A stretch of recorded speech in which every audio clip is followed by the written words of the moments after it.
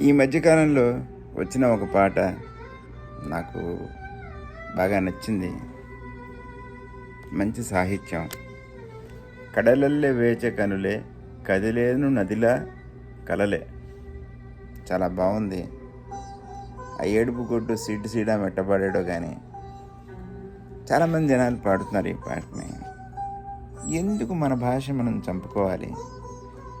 కడలల్లే వేచే కనులే కదిలేను నదిలా కలలే ఒడిచేరి ఒకటైపోయే.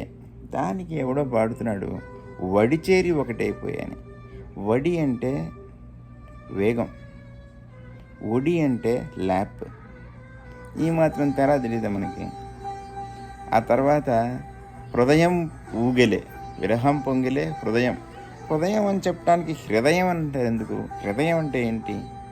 అసలు ఎక్కడుందన్నమాట? ఎందుకు మన భాష మనం చంపుకోవాలి?